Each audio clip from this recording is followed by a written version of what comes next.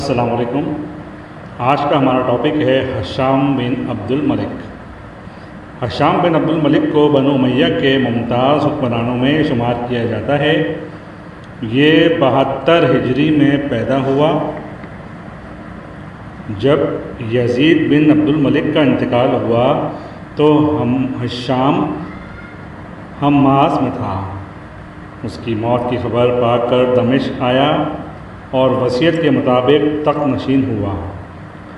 ہشام اموی حکومت کا ایک کامیاب حکمران ثابت ہوا۔ وہ ایک اچھا سیاستدان تھا۔ اس نے اپنی سیاسی حکمت عملی سے اپنے عہدے کے خراب حالات کو سدھارنے کی کوشش کی۔ اس کے عہد میں نہ صرف فتوحات ہوئیں بلکہ اس نے ملک میں موجود اندرونی بغاوتوں کا بھی خاتمہ کیا اور امن و امان قائم کیا۔ اس نے یزید ثانی کے عہد میں اموی حکومت کو پہنچنے والے نقصان کی بڑی حد تک تلافی کرنے کی کوشش کی۔ وہ خود اسلامی فرائض کا پابند تھا۔ پیش پرستی، آرام طلبی سے اسے نفرت تھی، اس لیے تخت خلافت پر بیٹھتے ہی اموی دور کی خرابیوں کو دور کرنے کی طرف توجہ دی۔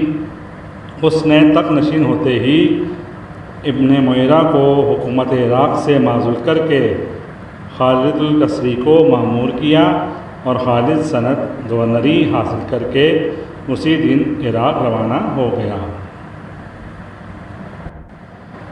ہشام کے تخت نشین ہوتے ہی اس کے بڑے بھائی سلیمان نے اپنے آپ کو صحیح جانشین سمجھتے ہوئے بغاوت کی اور اس کے ساتھ اس کا دوسرا بھائی بھی مل گیا اور اپنی آزادی کا اعلان کر دیا۔ ہشام نے مصالحانہ رویہ اختیار کیا اور اپنے بھائیوں کو سمجھانے کی کوشش کی، مگر جب کوئی بات نہ بنی تو ہشام نے فوجی کارروائی کر کے سلیمان کو شکست دی اور وہ میدان چھوڑ کر بھاگ گیا اور اس کے ہزاروں ساتھی قتل کر دیے گئے۔ ہشام کے دونوں بھائیوں نے مصالحت کی درخواست کی۔ ہشام نے دونوں کو معاف کر دیا، لیکن ہشام نے ان کو 80,000 درہم دے کر ملک بدل کر دیا تاکہ ان کی طرف سے آئندہ بغاوت کا خطرہ نہ رہے۔ دونوں بھائی افریقہ میں جا کر آباد ہو گئے۔ ہشام نے نہ صرف بغاوتوں کو دبایا اور عیسائی ریاستوں کی جارحانہ کارروائیوں کا سدباب کیا اور ملک کو بیرونی طور پر محفوظ کیا، بلکہ اندرون ملک میں اس نے انتقامی کارکردگی کو بہتر بنایا اور اس نے سرکاری افسروں اور اہلکاروں کو ہدایت کر رکھی تھی کہ عوام کے حقوق کا خاص خیال رکھیں اور عدل و انصاف کی فضا قائم رکھیں۔ ہشام نے ہمیشہ قابل اور بااعتماد لوگوں کو گورنر بنایا۔ ہشام نے تمام شرعی معاف کر کے صرف زکوٰۃ کا سلسلہ جاری کیا۔ ہشام نے مسجد قرطبہ کی تکمیل میں گہری دلچسپی لی۔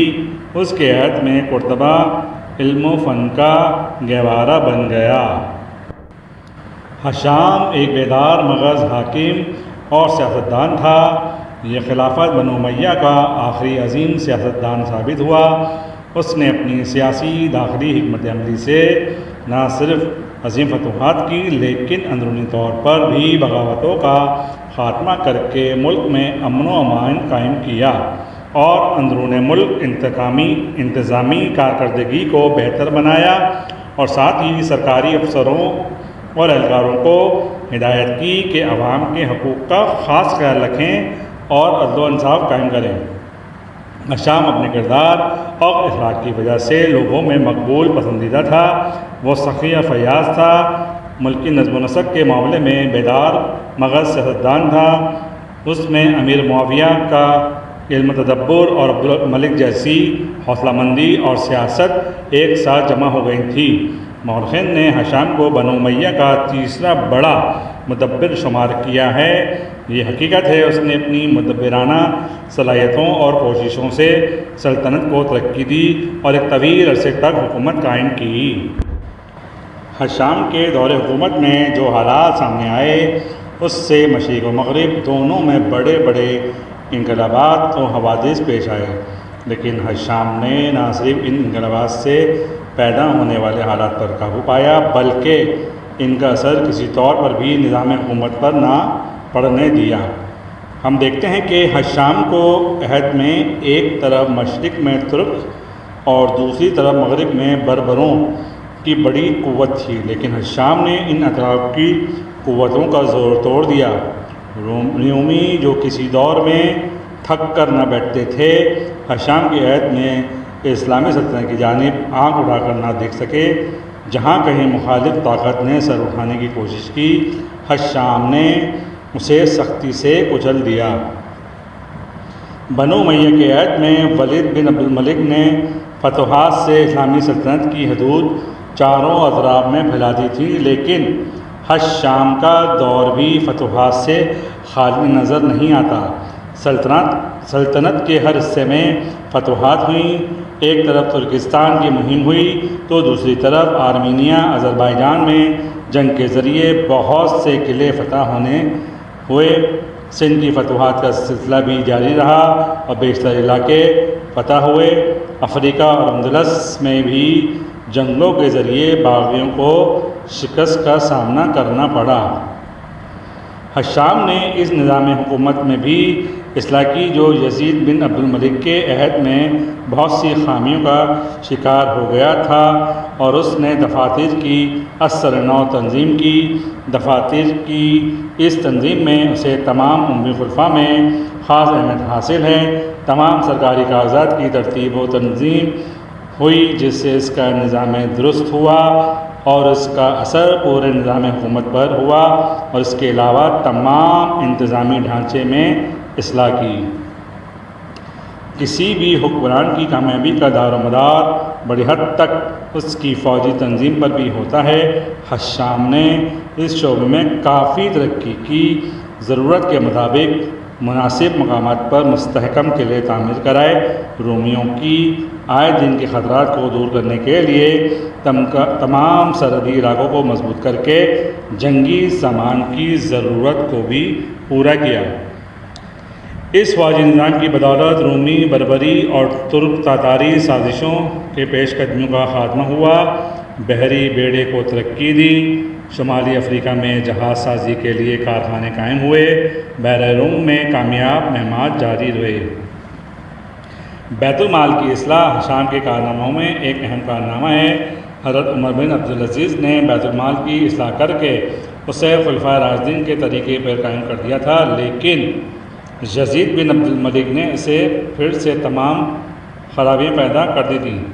حشام کو یہ خصوصیت حاصل ہوئی کہ اس نے ان خامیوں کو دور کر کے ان کی اصلاح کی، جس کی وجہ سے ناجائز آمدنی کا خاتمہ ہوا، اور آمدنی کے اس حصے کو ختم کرنے کے لیے شہادتوں کا تعین کرنے پر زور دیا گیا، اور محصول جمع کرنے والوں کو شہادتوں پر اچھی طرح یقین کرنے کے بعد جمع کرنے کا حکم دیا۔